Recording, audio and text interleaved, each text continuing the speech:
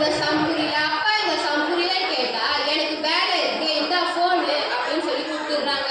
அந்த அந்த அந்த பசங்க ஃபோனை பார்ப்போமா இல்லை சம்மா போடுவோமா என்று கேட்குறாங்க. அந்த காலத்துலலாம் நிலாவை காட்டி தான் சோறு ஊட்டுவாங்க. ஆனால் அந்த காலத்துலலாம் நிலாவை காட்டி தான் சோறு ஊட்டுவாங்க. ஆனால் இந்த காலத்தில் ஃபோனை காட்டி சாப்பாடு போடுறாங்க. அதனால பசங்க ஃபோனுக்கு அடிக்ட் ஆயிடுறாங்க. இப்போ வீட்டுக்கு அந்த காலத்துல வீட்டுக்கு 5-4 பேர் இருப்பாங்க. ஆனால் இந்த காலத்தில் ஒரு குழந்தை மட்டும்தான் இருக்கு. அந்த ஒரு குழந்தை அப்பா கூட விளையாடவும் கேட்டா எனக்கு வேலை இருக்குன்றாரு, அம்மா கூட விளையாடவும் கேட்டா எனக்கு வேலை இருக்குன்றாங்க. அப்போ அந்த குழந்தை ஃபோனை பார்க்காம பின்ன என்ன பார்க்கும்? நடுவரவர்களே நீங்க தான் இதுக்கு ஒரு தீர்ப்பு சொல்லுங்க. சரி, நான் சரியான தீர்ப்பு தான் சொல்றேன். ஏன்னா நான் தான் நடுவராச்சு. சரி, பெற்றோர்கள் சார்பில் சுதர்சனா அவர்கள் பேச போறாங்க. அவங்க என்ன பேச போறாங்க நம்மளாம் கேட்கலாம். ஆன்றோரே சான்றோரே போன்றோரே வையகமே வானகமே என்னை வாழ வைக்கும் தமிழகமே உங்கள் அனைவருக்கும் என் முத்தான முதல் வணக்கத்தை கொத்தாக தெரிவித்துக் கொள்கிறேன். நடுவர்களுக்கும் வணக்கம். நான் இப்பொழுது பெற்றோர்கள் சார்பில் பேச வந்திருக்கேன். நடுவர் அவர்களே, அவங்க சொன்னாங்க அந்த காலத்தில் நிலாவை காட்டி சோறு விட்டணும், இந்த காலத்தில் ஃபோனை காட்டி சோறு விட்டணும்னு சொல்லிட்டு சொன்னாங்க. ஆனால் நீ எந்த பெற்றோராச்சு ஃபோனை கொடுத்து விளையாடுமா பாருமான்னு சொல்லுவாங்களா? நீங்களே சொல்லு நடுவர்களே. ஆமாம், யாரும் சொல்ல மாட்டாங்க. இப்போ வெளியில் எங்கே போனாலும் ஃபோன் இல்லாமல் இருக்கிறது இல்லை. இப்போ பேருந்தில் போனால் ஃபோன் பார்க்காத ஒரு ஆள் கூட கிடையாது. மருத்துவமனைக்கு போனாலும் ஃபோன் பார்க்குறாங்க. எங்கேயாச்சும் ஃபங்க்ஷன் ஏதாச்சும் போனால் ஃபோட்டோ வீடியோ எடுக்காமல் இருக்கிறதே இல்லை. இதெல்லாம் குழந்தைகள் பார்த்துட்டு நாங்களும் ஃபோன் பார்க்கலாம்னு சொல்லிட்டு ஃபோன் பார்க்குறாங்க. அதுவே அடிக்ட் ஆயிடுறாங்க. ஃபோன் இருந்தால் தான் சாப்பாடு, இல்லைன்னா சாப்பாடு வேணாம் அப்படின்னு சொல்ல வேண்டியது. பெற்றோர்கள் பின்ன வேறு என்ன பண்ணுவாங்க? சரி ஃபோனை கொடுத்து சாப்பாடு விட்டுறாங்க. அப்படி ஊட்ட வேலைனே அவங்க இப்படி வந்து நின்று பேசிட்டு இருக்காங்க. அது மட்டும் இல்லை, இப்போல்லாம் ஆன்லைன் கிளாஸ்லாம் நடத்துகிறாங்க. கொரோனா டைமில் கூட ஆன்லைன் கிளாஸ் நடந்துருச்சு, இப்போ கூட நடந்துட்டு இருக்கு. இப்போ அதனால பெற்றோர்கள் எல்லாம் ஃபோன் கொடுக்குறாங்க. ஆனால் மாணவர்கள் என்ன ஆன்லைன் கிளாஸ் அட்டென்ட் பண்ணுறாங்க?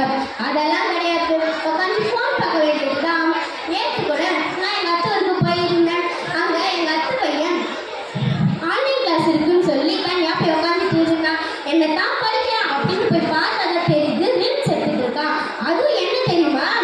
புஷ்பான ஃப்ளவர் மஞ்சுல ஃபயர், அதுவும் பேர்ட் ஃபயராமே இப்படிலாம் ரீல்ஸ் எடுத்துட்டு இருக்காங்க. அது மட்டும் இல்லை, இந்த ஃபோனில் நிறைய ஆப்ஸு கேம்லாம் இருக்காது. ஃப்ரீ ஃபயர், பப்ஜி அது இதுன்னு நிறைய சொல்கிறாங்க. அதனால தான் பார்த்துட்டு இருக்காங்க பசங்க. சமுதாயம் என்ன நடக்கிறவர்களே நீங்களே சொல்லுங்க. நீங்கள் தான் சொல்லுவீங்கல்ல.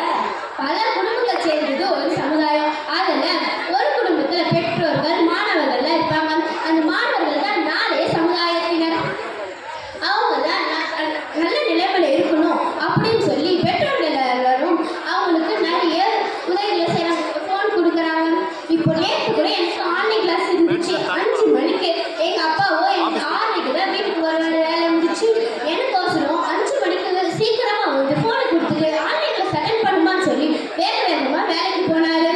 பெற்றோர்கள் நம்மளுடைய படிப்புக்கு எவ்வளோ முக்கியத்துவம் கொடுக்குறாங்கன்னு பாருங்க. ஆனால் மாணவர்களும் அதெல்லாம் தப்பாக புரிஞ்சுக்கிட்டு விளையாடிட்டு இருக்காங்க. அதெல்லாம் சரியாகவே புரிஞ்சுக்கிட்டு கிடையாதுங்க.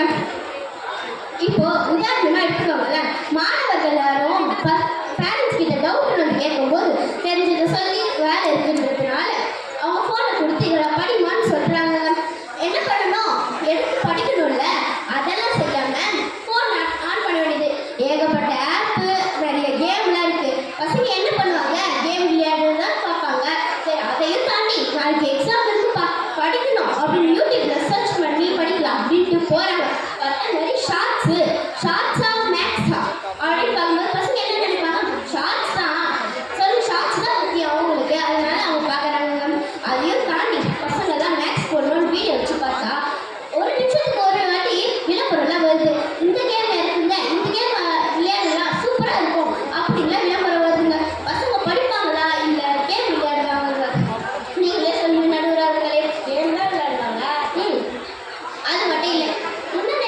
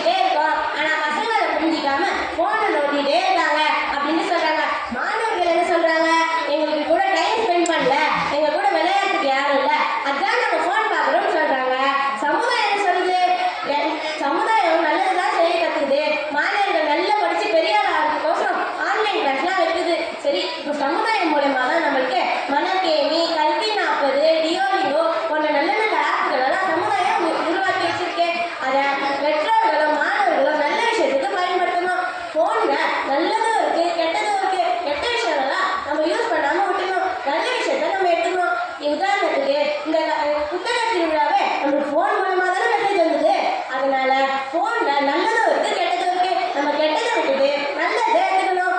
இப்போ என்ன முடியுதுன்னா பெற்றோர்கள் மேலேயும் தப்பு இருக்கு, மாணவர்கள்